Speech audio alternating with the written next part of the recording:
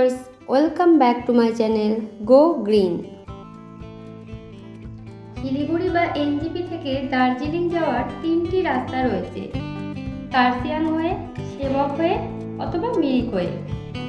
তবে সবথেকে সুন্দর মিরিক হয়ে দার্জিলিং।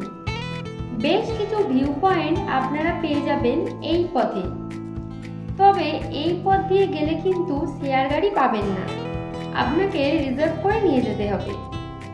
3-4 হাজার টাকায় আপনি ছোট বা বড় গাড়ি রিজার্ভ করে নিতে পারবেন।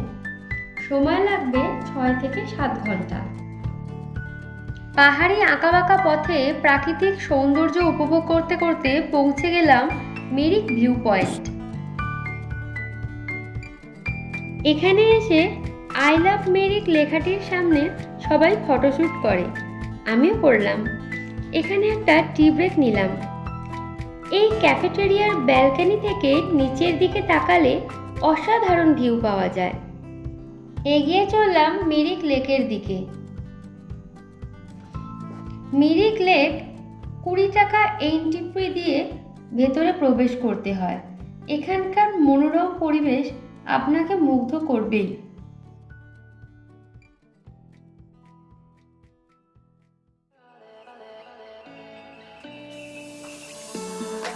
I could wait 1,000 days. You never wait for me. You never wait for me. Even when I ran away, you're all that I could see. You're all that I could see. When I could hardly walk on my own, I had to lift myself out of the trench below. Mirik লেককে Sumendu lake বলা হয়। এটি 1.25 kilometre লম্বা। এই লেকটি সারা বছর বৃষ্টির জলে পূর্ণ থাকে। লেকটির পশ্চিম তীরে রয়েছে লম্বা লম্বা পাইন গাছের জঙ্গল। লেকের পূর্ব দিকে রয়েছে অপূর্ব সুন্দর ফ্লাওয়ার গার্ডেন। সুমেন্দু লেকে বোটিং করার সুব্যবস্থা রয়েছে।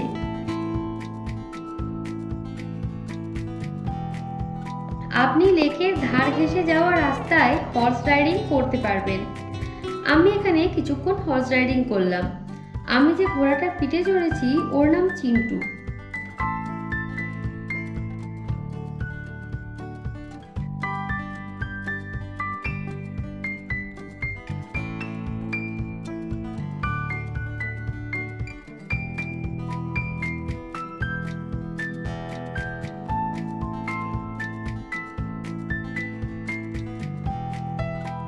এখান থেকে বেরিয়ে কিছু দূর এগোতেই এসে গেল গোপালধারা টি গার্ডেন।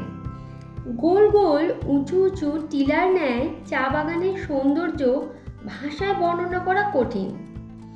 গোপালধারা টি গার্ডেনের চা আপনি এখান থেকে কিনে নিতে পারবেন।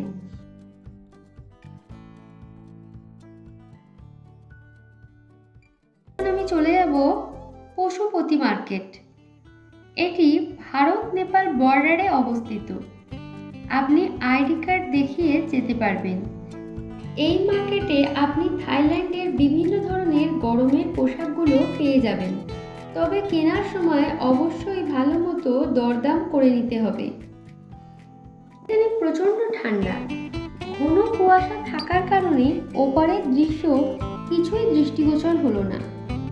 পরিষ্কার আকাশে এখান থেকে ওদিকে নেপালের সুন্দর ভিউ পাওয়া যায়। এখানে ছোট ছোট বেশ কিছু স্টল রয়েছে। এখানে আপনি টুকিটাকি কেনাকাটা করতে পারেন। এক প্লেট মোমো খেয়ে এখান থেকে বেরিয়ে পৌঁছে গেলাম দার্জিলিংয়ের ঘুম স্টেশন। ঘুম স্টেশন ভারতের সবথেকে উচ্চতম রেলওয়ে স্টেশন।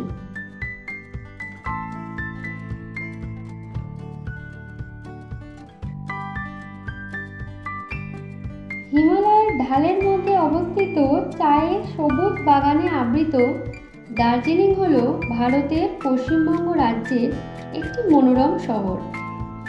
দার্জিলিং ভ্রমণ নিয়ে আমার পরবর্তী ভিডিও আসছে এই চ্যানেলে। আজকের ভিডিও কেমন লাগলো কমেন্ট করে জানাবেন। ভিডিওটি ভালো লাগলে লাইক এবং শেয়ার করবেন।